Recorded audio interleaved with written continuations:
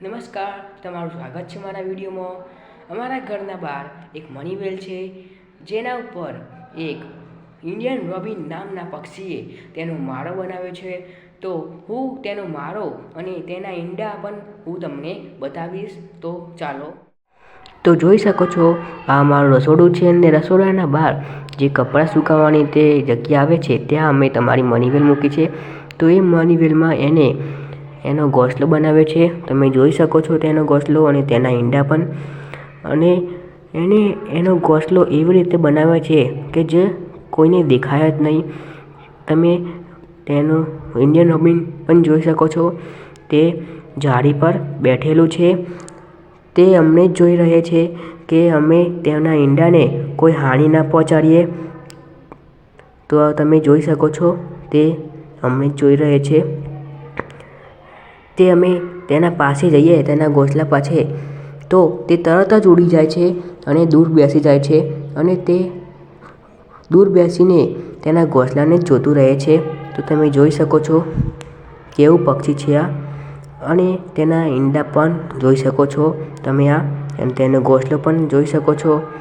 તેનો ઘોંસલો મની વેલમાં બહુ જ સારી રીતે બનાવ્યો છે। તેને લાકડીના પાતળી લાકડી ભેગી કરીને તેનો ઘોંસલો બનાવ્યો છે।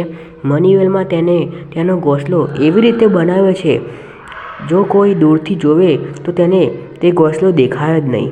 એવી રીતે તેનો બચ્ચાને સાચવી રાખવા માટે તેનો ઘોંસલો બનાવ્યો છે। મજબૂતાઈથી તેનો ઘોંસલો બનાવ્યો છે। જોઈ શકો છો, તમને દૂરથી તો તેનો ઘોંસલો દેખાતો નહીં હોય એવું લાગશે। તેનો ઘોંસલો તેને બહુ જ સારી રીતે બનાવ્યો છે। મની વેલમાં પત્તાથી ઢંકાઈ જાય એવી રીતે બનાવ્યો છે અને મની વેલમાં તેને ઠંડક મળે તે માટે તેને મની વેલમાં ઘોંસલો બનાવ્યો છે। તો તમે જોઈ શકો છો, આ તેને દોરડા ને બધું ભેગું કરીને તેનો ઘોંસલો બનાવ્યો છે અને તેમાં તેણે 3 ઈંડા મૂક્યા છે।